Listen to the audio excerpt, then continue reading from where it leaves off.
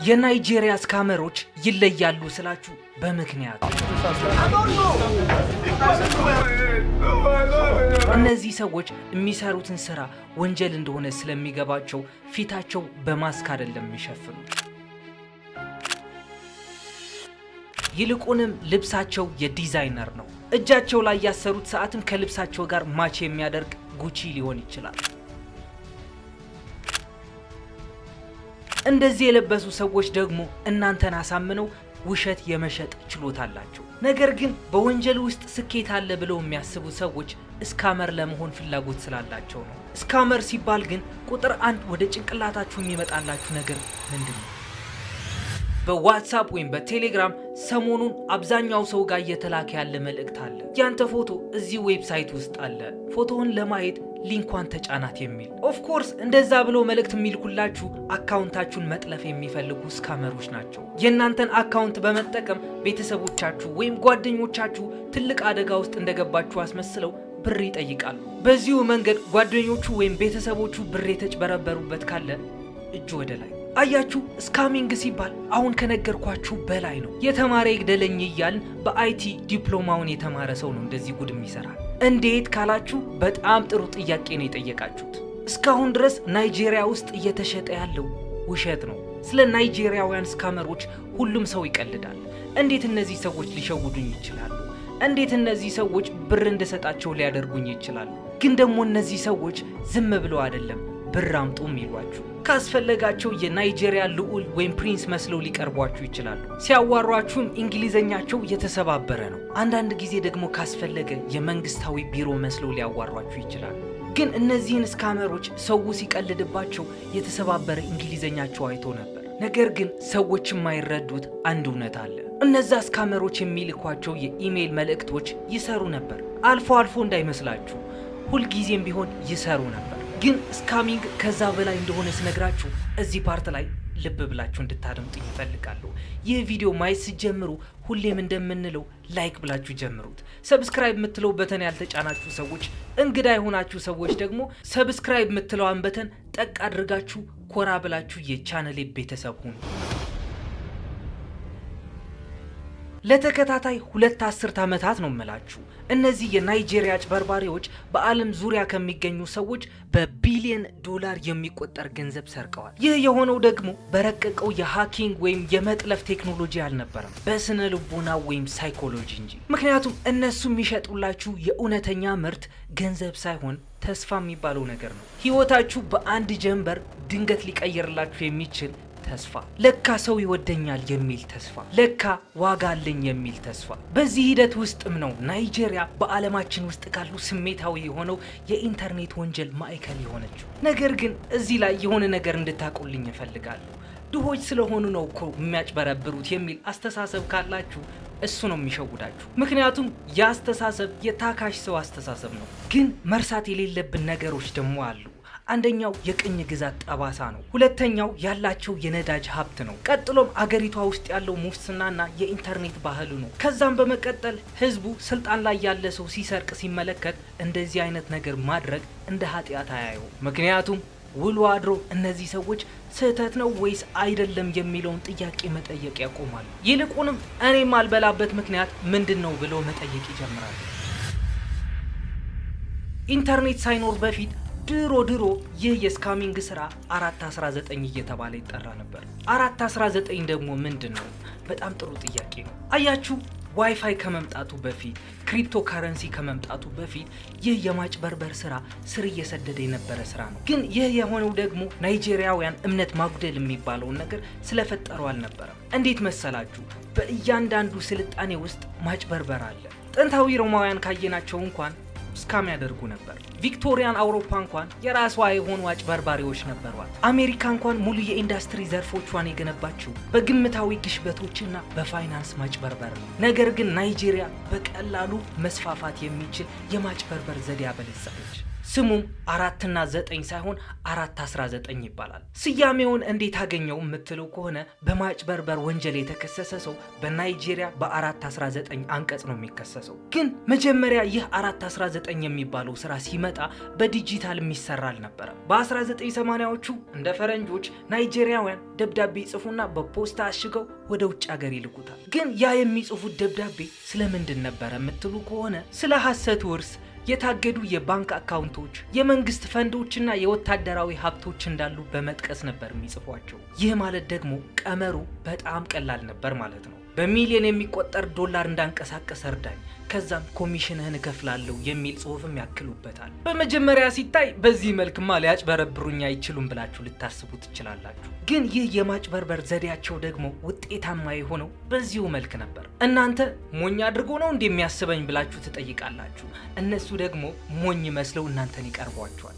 ይህ ደግሞ ሆን ተብሎ ታቅዶበት የተደረገ ነገር ነው። ከአመታት በኋላ ግን ስለ ስካሚንግ ሰፋ ያለ ጥናት ያደረጉ ተመራማሪዎች ይህ አስገራሚ ነገር አገኙ። የተበላሸው ሰዋሰው ወይም ግራመር ሰለባዎችን የሚለዩበት ዘዴ ነው። ይህ ነገር ደግሞ ትንሽ እንድታስቡበት ፈልጋለሁ።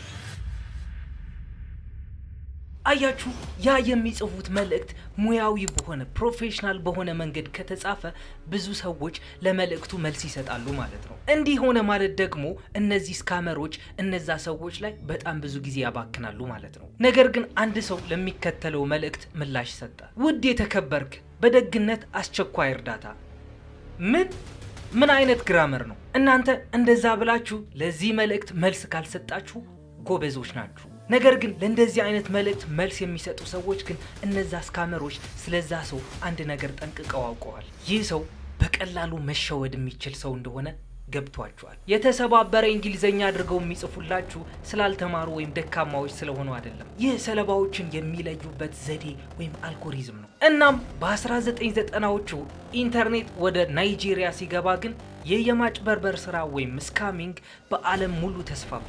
እንደ ሌጎስ እና ቤኒን ሲቲ ባሉ ከተማዎች የኢንተርኔት ካፌ ወይም ሳይበር ካፌዎች እንደ አሸን ፈሉ። ወጣቶችን በጨለሙ የኢንተርኔት ካፌዎች ተፋፍገው በሚሊዮኖች የሚቆጠሩ ኢሜይሎች መላክ ጀመሩ። ይህም የሆነው ደግሞ ካለምንም ወጪ ነው ማለት ይቻላል። ምክንያቱም እንዴት መሰላችሁ?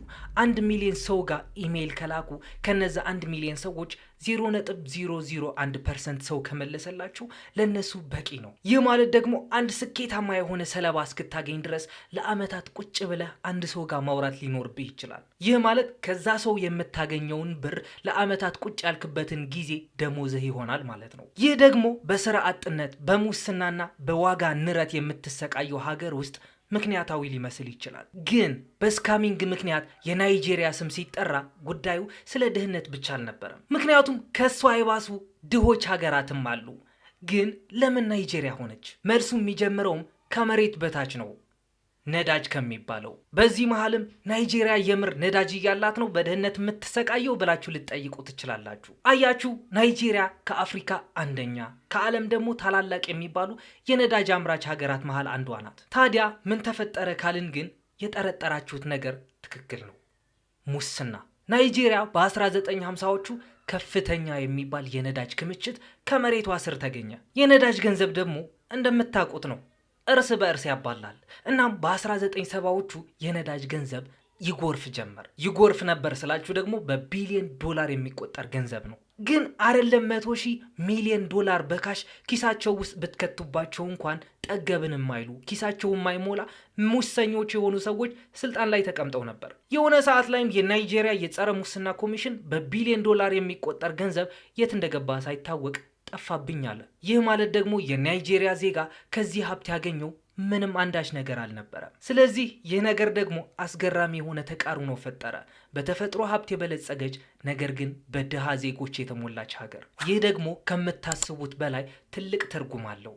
ባለስልጣናት በሚሰርቁባትና የሀገሪቷን ሀብት በሚቀራመቱባት ሀገር ውስጥ ወጣቶቹ እያዩ ነው። ስለዚህ ከዛን ሰዓት ጀምሮ ማጭበርበር የሚባለው ወይም ስካሚንግ የሚባለው ነገር እንደ ተራ ነገር ይታያል።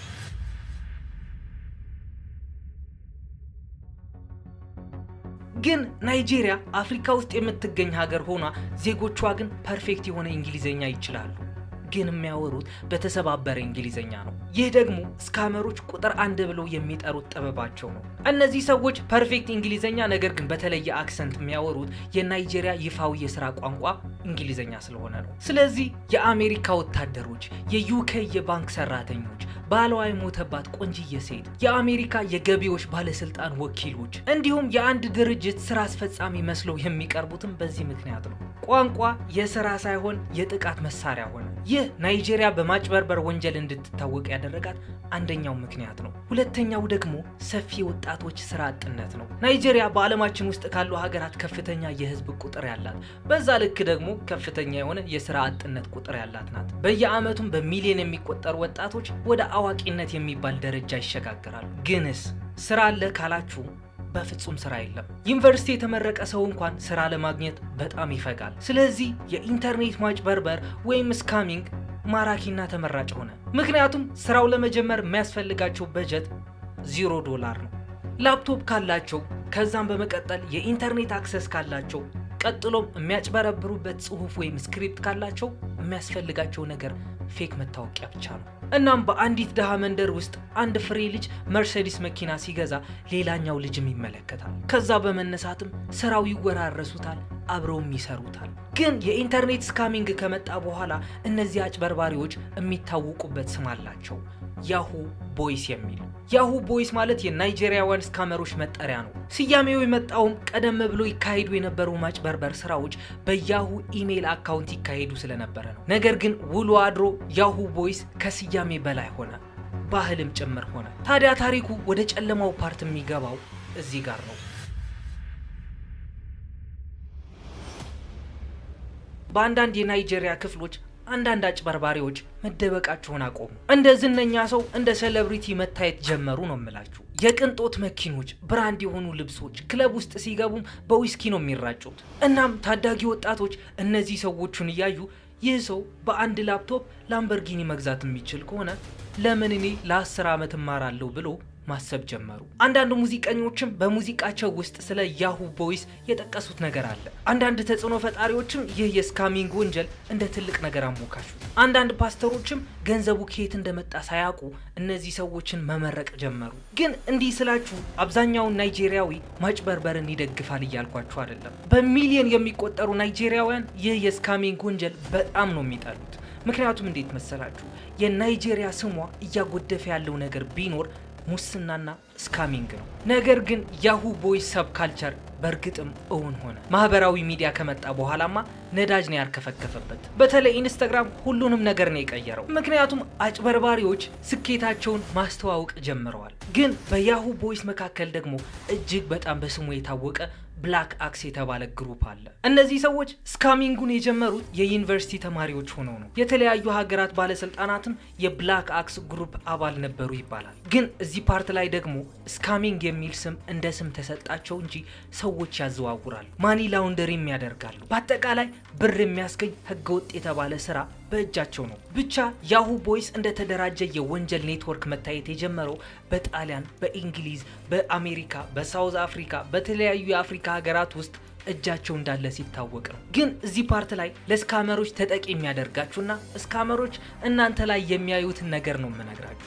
አንደኛው የሚጠቀሙበት ዘዴ የፍቅር ማጭበርበር ነው። እነዚህ የልባችሁን ስንጥቅ፣ የልባችሁን ክፍተት አይተው ወደ ላይፋችሁ የሚገቡ ናቸው። ኮምፒውተራችሁ ወይም ስልካችሁ ሀክ ማድረግ አይጠበቅባቸውም። እነሱ ወደ ልባችሁ ለመግባት የሚጠቀሙበት ብቸኝነታችሁን ነው። አንድ ስካመር የሐሰት ማንነት ይፈጥራል። የጦር መኮንን፣ ዶክተር፣ አስተማሪ፣ ባሏ የሞተባት ቆንጅዬ ሴት ካለም ሌላ መሆን ይችላሉ። ከዚያም ትወናቸውን ይጀምሩታል። ደህና አደርክ፣ ደህና አደርሽ የሚል የጽሁፍ መልእክት ይልኩላቸዋል። He was making me feel as if I was worth a person. ካስፈለገም ቮይስ ኖት ወይም የድምጽ መልእክት ይልኩላቸዋል። ቀስ በቀስም የዕለት ተዕለት ወሬዎች ይኖራቸዋል። ብቸኛም አይደላችሁ፣ የስሜት ድጋፍ ይሰጧቸዋል። አንዳንዴም ምንም ሳይሰለቹ ይህ ነገር ለወራት ያስቀጥሉታል። ስታዋሯቸው የነበራችሁ ሰዎችም ይህ ምናባዊ የሆነ ማንነት በፍቅር ትወዱታላችሁ። ከዚያም ድንገተኛ ችግር ይፈጠራል። ታምሜ ሆስፒታል ገባው፣ ብር ጎደለኝ፣ የቪዛ ክፍያ፣ ድንገተኛ ቀዶ ጥገና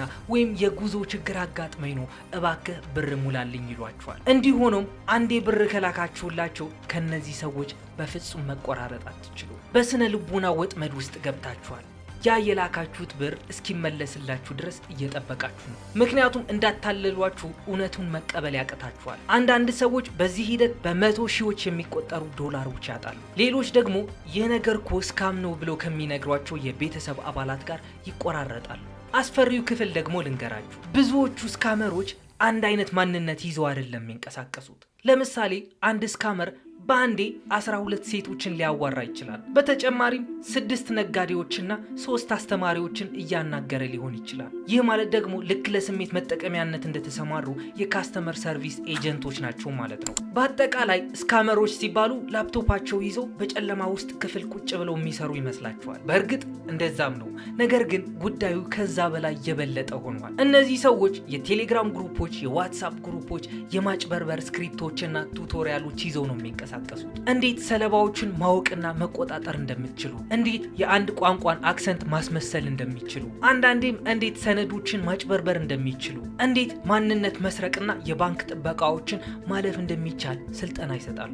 እነዛ አዲስ ሰልጣኞች ደግሞ የያሁ አፐረንቲስ ወይም የያሁ ሰልጣኞች ተብለው ይጠራሉ። ይህ ማለት ደግሞ የወንጀል ኢንተርንሺፕ ማለት ነው። ከዛ መደራጀት ሲጀምሩ አንዱ ሰለባ የሆኑ ሰዎችን ያፋልጋል፣ አንዱ ስክሪፕቶችን ይጽፋል፣ አንዱ ኢሜይሎችን ይሰበስባል። ሌሎች ደግሞ በክሪፕቶ ካረንሲ ማኒ ላውንድሪ ያደርጋሉ። ሌሎች ደግሞ ለነዛ ስካመሮች የሐሰት ሰነድና ፌክ የሆነ አይዲ ይሰራሉ። ይህ ሁሉ ኔትወርክ በአንድ የተደራጀ የያሁ ቦይስ ስካመሮች ውስጥ የሚገኝ ነው። እናም እስካሁን ድረስ የለፈለፍኩትን ነገር ከተመቻችሁ ኦፍኮርስ ይመቻችኋል።